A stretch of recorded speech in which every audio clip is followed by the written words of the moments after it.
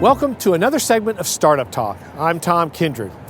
Startup Talk was designed and produced to create awareness and highlight the very powerful business assistance and resource programs available right here at Indian River State College through the Dan K. Richardson Entrepreneurship Development Institute.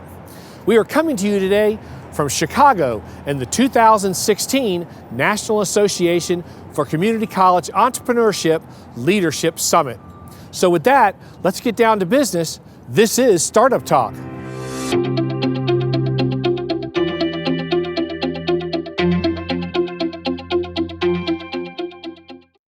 Welcome back to Startup Talk. Our first guest has been recognized countless times for exceptional leadership, vision, and has a record of accomplishments in the field of education. He is known for his intense commitment to community needs and building numerous collaborative partnerships to foster economic and workforce development. I'd like to welcome to Startup Talk, Dr. Ed Massey. Thank you, sir. Yes, sir. Glad to be here. And along with Dr. Massey, today on Startup Talk is serial entrepreneur, experienced CEO, worldwide motivational speaker, board advisor, film and movie producer, the founder of numerous startups, including Priceline.com, Mr. Jeff Hoffman. Thanks, Tom. Thank you, sir. I guess I want to first welcome you guys to Chicago and the 2016 National Association for Community College Entrepreneurship Entrepreneurial Leadership Summit. And I know you guys are playing a big role in today's event, so we do appreciate your time coming here and talking to us about entrepreneurship. So I want to start, Dr. Massey, with you. Give us a brief overview of the National Association for Community College Entrepreneurship. We call it NACCE. I believe you served 2 years as board chair for the organization. So just talk to us a little bit about the goals and missions for the organization.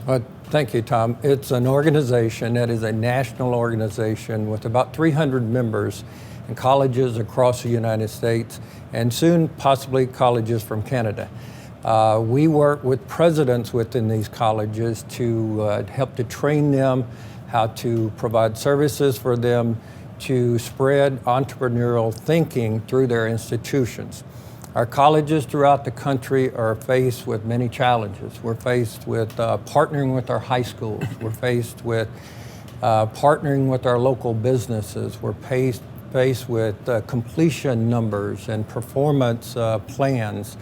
We're faced with so many initiatives right now that we know those initiatives will be solved where the rubber really meets a road, and we can provide the leadership, but we have to allow these people to actually be empowered.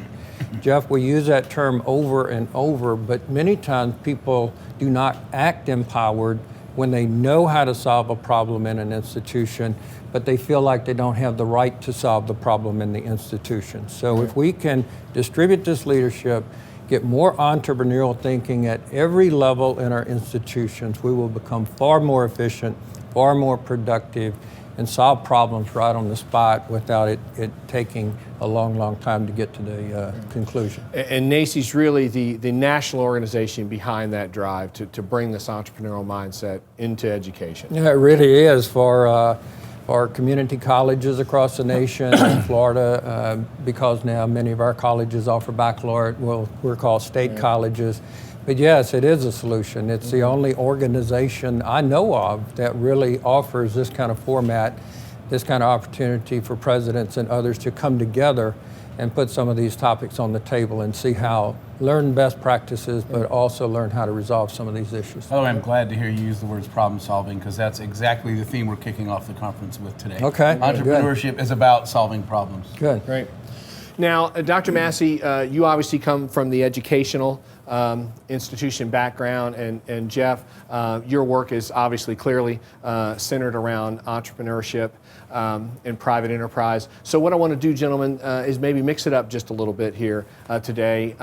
Jeff, what I want you to maybe talk about is education and the role it plays in that entrepreneurial ecosystem and the educational space.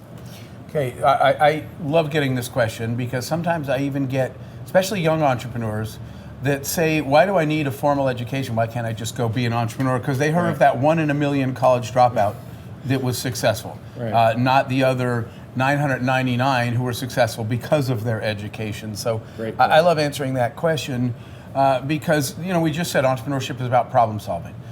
Therefore, it wouldn't be a problem if you already knew the solution, which means you need to go figure something out, which means you need to learn how to learn.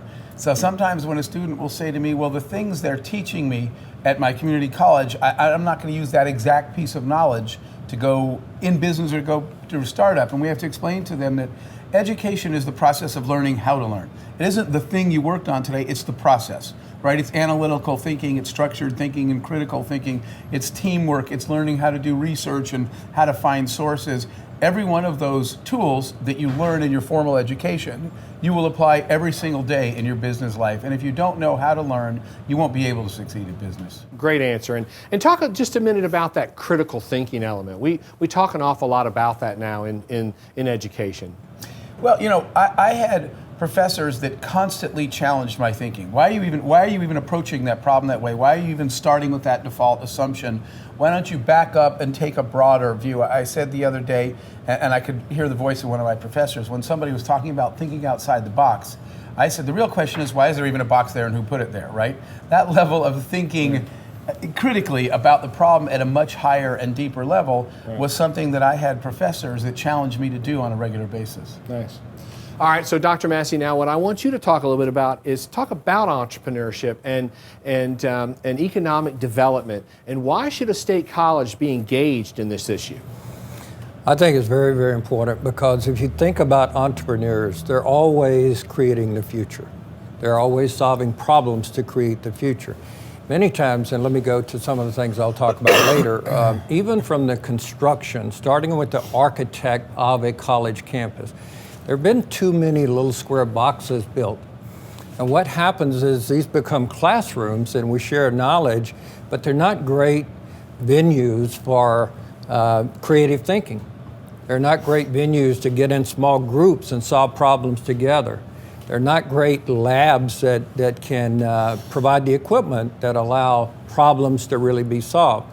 So what we've done at our college, Tom, as you well know, is we changed our whole model of building buildings and building them in a creative way, building them that will change the way teachers teach, building them in a way that businesses, either startup businesses or established businesses, feel comfortable coming into the environment, because quite frankly, many business people do not feel, they feel a little intimidated of coming into a college or going into a classroom where at one time in their life they may have failed a course. Right. And it's hard to get creative, but take them into a lab where they see activity of students working together, they spot a piece of equipment that is common to their workplace.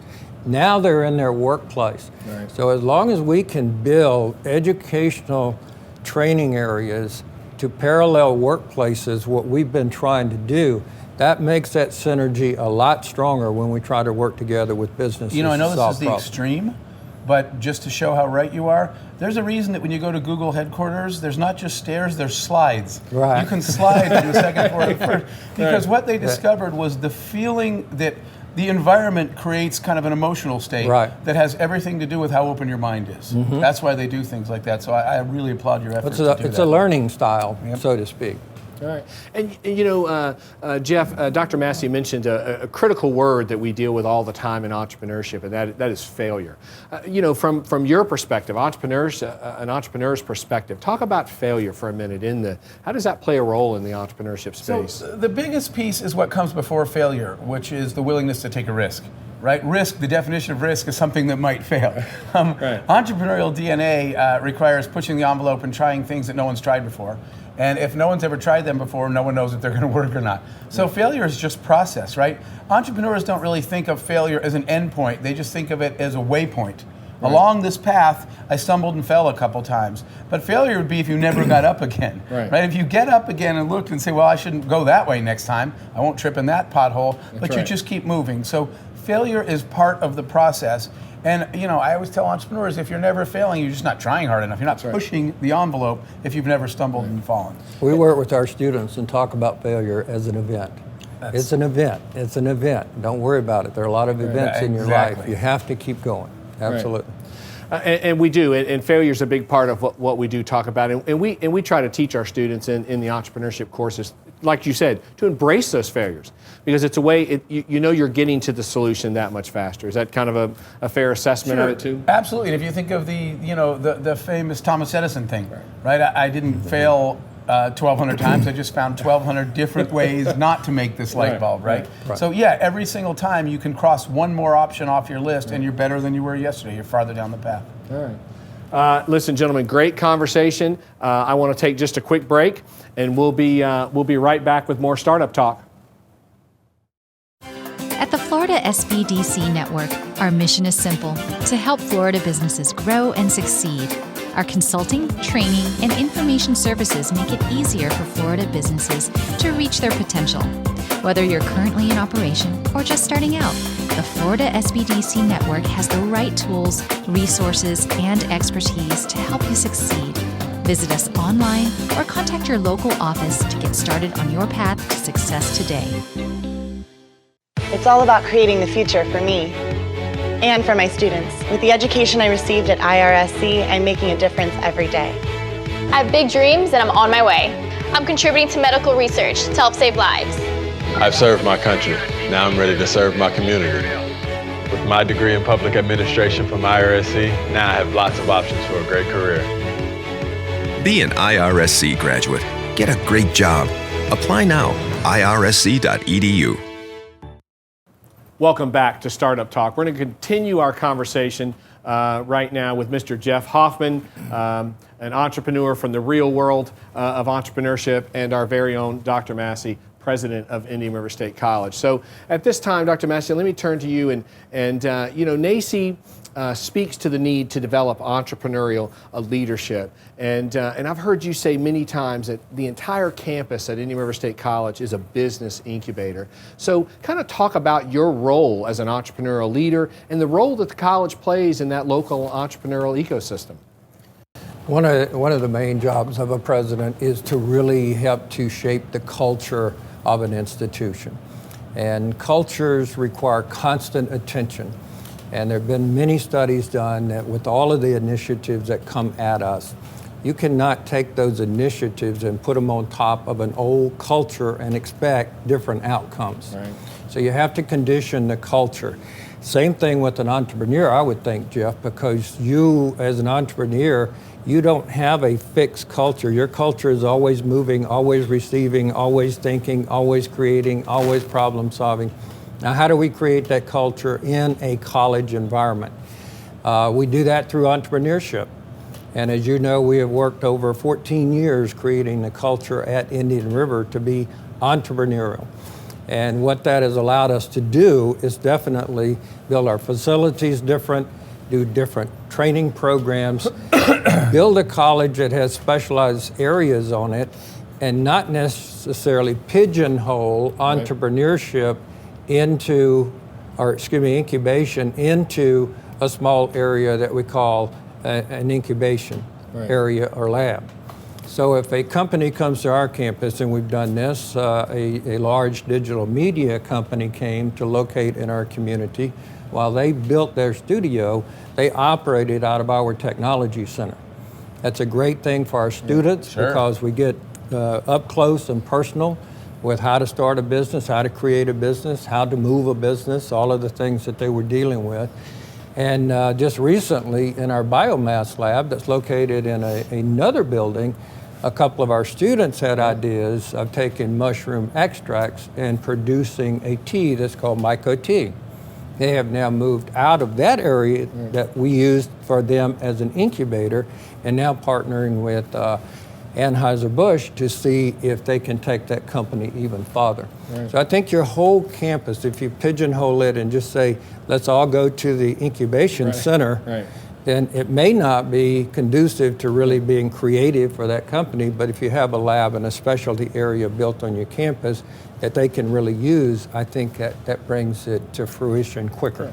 And Jeff, real quickly, just talk about your thoughts on business incubation and the support that these kind of facilities that Dr. Massey and the Board of Trustees have built at Indian River State College. What does that mean to an entrepreneur? Dr. Massey hit on a really, really important example, which was having that digital media company on campus and having students get access, what we've learned is experiential learning is key, right? I can learn a lot in a classroom, but what really prepares a student for the future is experiential learning. Right. Give me an opportunity to go visit a real company, spend some time there, get an internship, watch how they operate. So that relationship, and including the physical relationship of moving students back and forth, having the business people on campus, having the students over at the company. We're going to talk today later about something we're building called the EXL Center, which is all about experiential learning. That's a really important piece. So that's a great example of what you did with the digital media studio. Right. And Dr. Massey, obviously, IRSC has been very aggressive, and you've been very supportive of internship programs like Jeff talked about. School of Business does internship programs, all kinds of opportunities on our campus to get real world experience through clubs, DECA clubs, investment clubs. So capstone projects are one that I really like. Take a whole class and take them to a company and let them work on all aspects of a company to help that company, if they're in trouble, survive, move forward, advance. And that's important for colleges, everybody listening, to reach out to those companies. Because a lot of times those companies don't even realize what talent you have on campus that they would volunteer sometimes even at no cost to solve a problem for you because the students want real world experience. And kind of the purpose of our show today, to bring awareness to the very robust and powerful programs that are available to support entrepreneurs in our community at Indian River State College. Jeff, speaking of business, what are some of those top lessons you've learned out there in private enterprise that you could apply to your work in higher education? Sure. So higher education, part of what you need when you're out in business are soft skills that are less obvious in higher education, right? So for example, this is one thing I never anticipated. I'm an engineer, and my first company, guess what, was an engineering company, a technology company. That's great, I know how to do all that. There are obvious things. Clearly, I'm not a finance guy, so I'm gonna have to find someone to handle finance when I'm doing a startup. But that's a degree and a major on campus, they know. It's the soft skills. The first thing you do if your company starts to work is you have to hire somebody. You have no training whatsoever in hiring people. Then guess what? You have to manage people, right? And you typically have little training in public speaking. How do I stand up before my own employees and explain my idea? How do I go out in the market and pitch it to customers or media? Public speaking skills. Then I have a situation where I hire an employee and it's not working and we have a very difficult situation. I just remember one day I thought, why wasn't there a college class called Resolving Differences with Difficult People? Because I have no idea what to do next and no one taught me that. So there's a lot of soft skills that if we start incorporating them, and they happen naturally in certain types of activities, like if you're in an incubation center launching a company and doing these things, but I think that the use of soft skills like communicating, like hiring, like managing, the more we start to incorporate that into the process, whether it's a class or just an experience, the more of that we can learn on campus before we go out and start a company out in the world, I think is very, very helpful. Great point. And you may have already really answered this question, but what is the best way, in your opinion, now to teach the entrepreneurship? And you talked about getting the real world experience. But So actually, though, I think it's both. People always ask me, the question I get all the time all over the world is, are entrepreneurs born or made? Right? The obvious question. The answer is both. Right?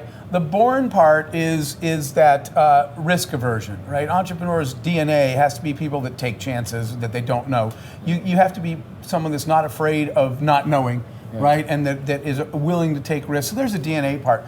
But the made part is exactly what you're doing on campus, right? It's having those real-world experiential learning opportunities. It's meeting, by the way, that includes bringing streams of speakers in, right? Having various workshops, having hackathons, having problem-solving opportunities.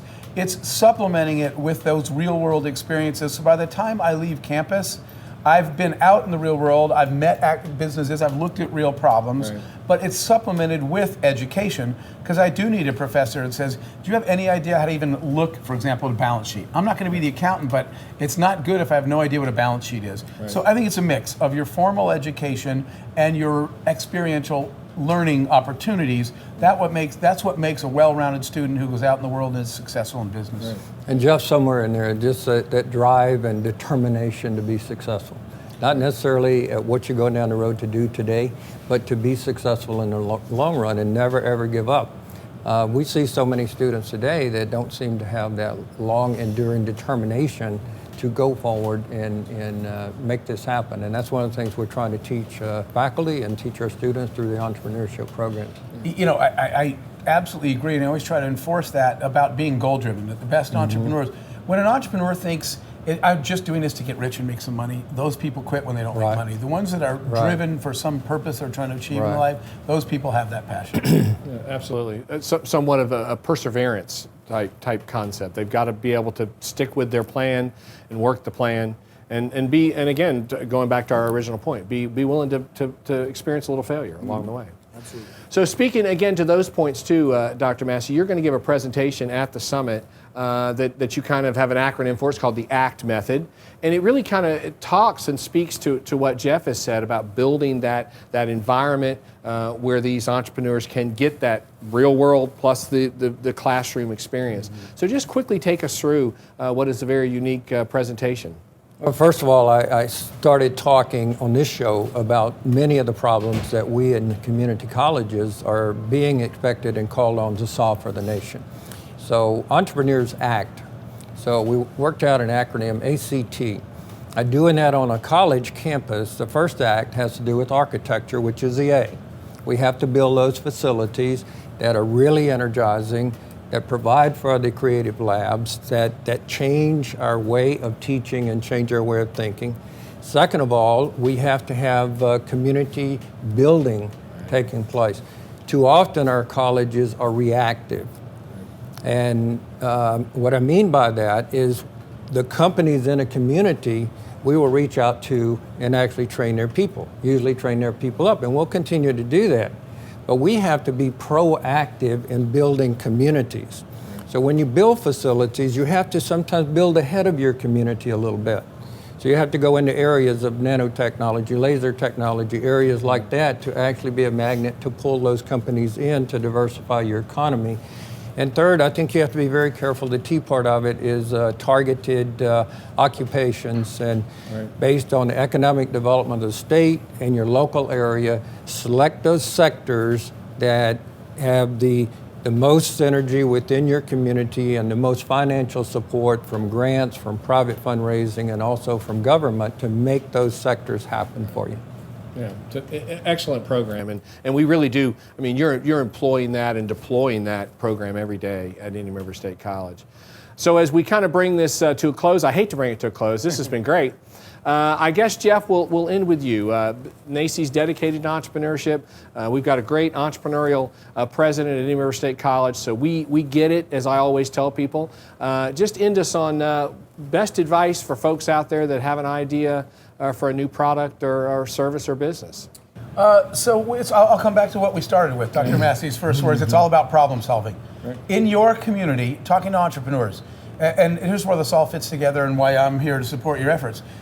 In your community, in every community, there are problems that still need to be solved. Entrepreneurs are the people that go out there and say, I think I can fix that. But what they need wrapped around them is an ecosystem.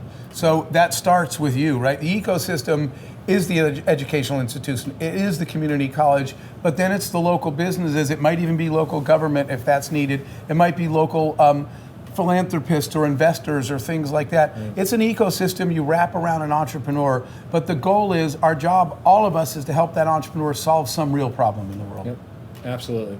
Gentlemen, again, I really appreciate you taking time out of your day. I know you guys are playing a big role in this summit today, and we appreciate the time. And Jeff, I want to thank you for taking your success and giving back to the community and giving back to the entrepreneur community. And Dr. Massey, thank you again for all that you've done for our community and providing the kind of educational and entrepreneurial leadership that we so greatly need in our region. So again, thank you, gentlemen.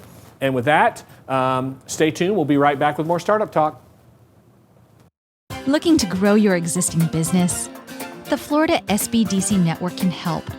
The Florida SBDC's no-cost growth acceleration services provide in-depth consulting to assess your financials, optimize performance, uncover new opportunities, and accelerate business growth. Ready to grow? Visit us online or contact your local office to get started on your path to success today. It's all about creating the future for me and for my students. With the education I received at IRSC, I'm making a difference every day. I have big dreams and I'm on my way. I'm contributing to medical research to help save lives. I've served my country. Now I'm ready to serve my community. With my degree in public administration from IRSC, now I have lots of options for a great career. Be an IRSC graduate. Get a great job. Apply now. irsc.edu. Thanks for joining us for another segment of Startup Talk. Remember, all the business assistance and resource programs discussed on today's segment are available right here at Indian River State College through the Dan K. Richardson Entrepreneurship Development Institute. For more information on the EDI and a complete listing of upcoming business training events and activities, visit irscbiz.com. That's irscbiz.com. From Chicago and the National Association for Community College Entrepreneurship and their 2016 Entrepreneurial Leadership Summit, I'm Tom Kindred. We'll see you next time on Startup Talk.